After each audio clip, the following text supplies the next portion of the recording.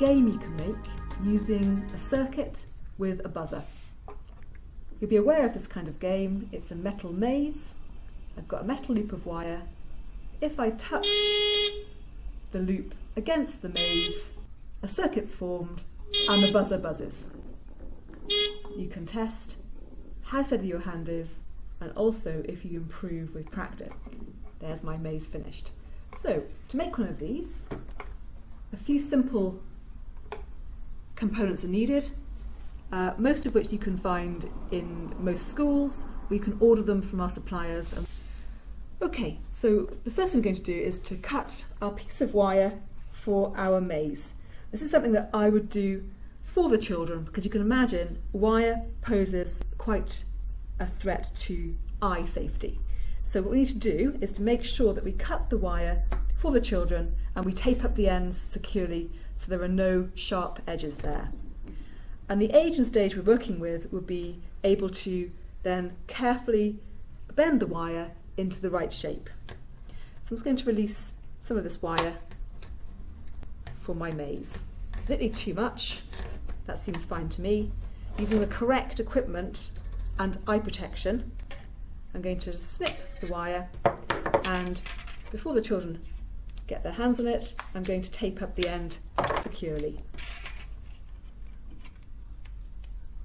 Make sure that the children are aware of the risk and that I've managed it as much as I can. There we are.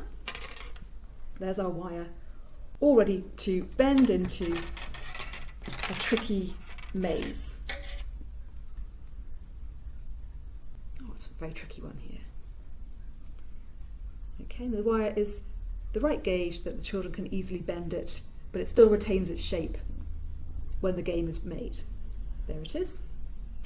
Now, I'm going to make my circuit first of all to make sure that all my components are working and that my buzzer buzzes when I touch it against the metal. So for that part, I'm going to need a second piece of metal, and that's going to be my loop. Again, I need less for this one. I'm going to have the end taped before I start.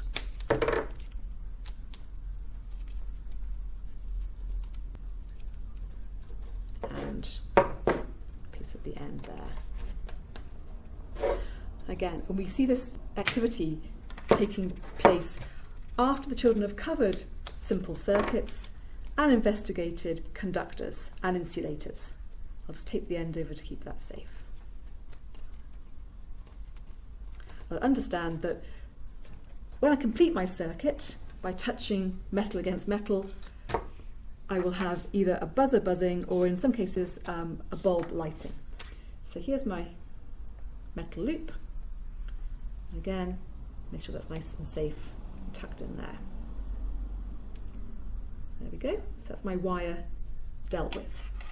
Next thing then is to make my circuit. I'm going to include a buzzer in this circuit, hence buzz off. So I'm going to use my crocodile clips to clamp that to one end of the maze, on the metal part, not on the tape, remember. And I'm going to use my connector, which I've got down here. I'll just get hold of that just a sec.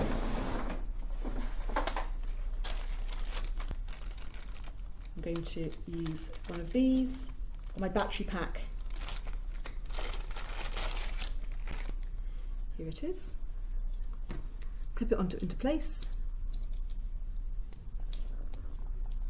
There we go. And I'm going to have my wire, crocodile clip to the battery pack. Then I'm going to put my buzzer in place. So second crocodile clip, that's my component.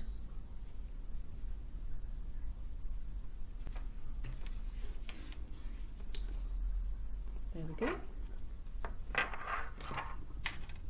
And then finally, I'm going to connect my buzzer to my metal loop. Again, on the metal, not on the plastic insulator there. Let's check it's working. I can hear something buzzing. Yes.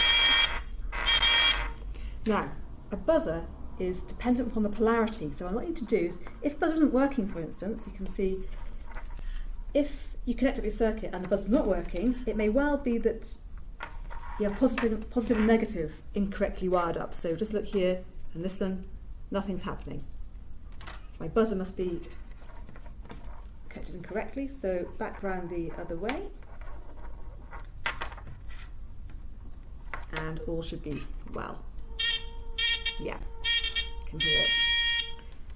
Okay, so that's the main components, and my circuit's all prepared there, with the break in the circuit, it being completed once I touch metal to metal. So what I'm going to do now is to assemble it together into a game that children can use. You may well want to swap the buzzer for a light bulb instead. You couldn't call it buzz off then, unfortunately, but it would still be quite good. So this time, if I touch the metal against the metal, my light illuminates. Can you see there? My lamp lights. Okay, so you can decide either a buzzer or a lamp. I'm going to use a buzzer. Let's make buzz off. And turn it around carefully. Yeah, working. Now, the box you want to mount it on, it's up to you what you want to use. I've got an old cardboard box here. A shoe box is fine, or one with a lid is great too. I'm going to hide most of the equipment in the box so it looks like a nice neat game I've got there that works. So I'm going to take the back off the box. I'm going to take apart my circuit so I can actually assemble my game. I'm just going to disconnect the wire maze here. And I'm going to poke it through the box, both ends, and inside the box I'm just going to push those back so they aren't touching. Now, if you can see inside there, what I'm going to do is just reconnect that crocodile clip back onto the metal part of the maze, and I'm going to use some insulating tape just to connect that so it's secure and it won't wobble around too much as you're trying to do the maze. Make sure though that the crocodile clip is on the metal wire, not the plastic insulating tape. Okay, that seems okay to me there. And working my way around, making sure nothing comes apart. Now, if you find that your connector, snap-on connector there, has got a very short wire, you may well want to use a pair of wire strippers just to take off the plastic cover to allow a better connection with the crocodile clip.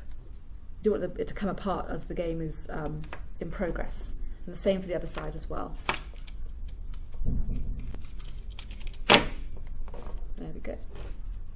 Now, this can tuck inside the box. Make sure they don't touch, you'll get a short circuit, so put those in, make sure they aren't touching.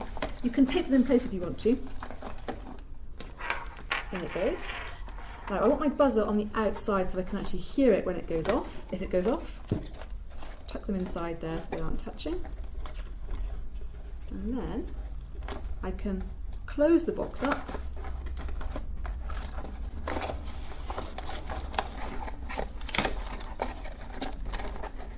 So it looks neat.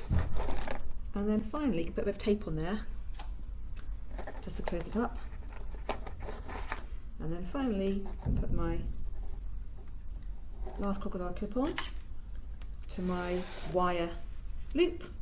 I'm going to attach that carefully and close it up, and then I can start to play my game. Ah, I've touched it, that's one. You can hear it buzzing. Back to the beginning again, perhaps then. Now, you can imagine, if my wire's touching my buzzer, it's going to buzz incessantly. So what I'm going to do to stop that happening is disconnect the buzzer first of all, take some insulating tape, and just make a start and stop place where the wire loop can rest against the maze without buzzing the whole time. That's a great idea there, just to preserve the battery and preserve your sanity too. I'll take that off just for now so I can get that in place. That helps to secure the maze to the box as well. There we go, replace it. It can sit there without forming a circuit just now.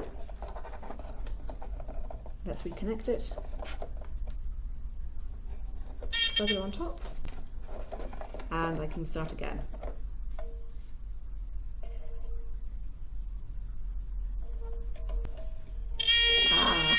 Unsuccessfully. Now, I'm sure the children in your class will be better at this than I am, and also they've got scope there to see if, as they practice, do they get better and more skilled. So that's one way of doing it. You can also, as I said before, just change your buzzer for a light, much less noisy way of doing it. I'm touching already, so again, same idea. You could count how many flashes each turn takes, or as soon as there's a flash, perhaps back to the beginning again. That's one way you could play the game. It's up to you. And you'll see how you could decorate the box and make it look more attractive. What I would say is that when the game's not in use, disconnect the components, and importantly, in the evening or during any point that is not being played with, just disconnect the power pack, battery pack, and that saves any problem with the batteries, any corrosion or issues there. And that's your buzz off game, ready to play with. Hope you enjoy making it.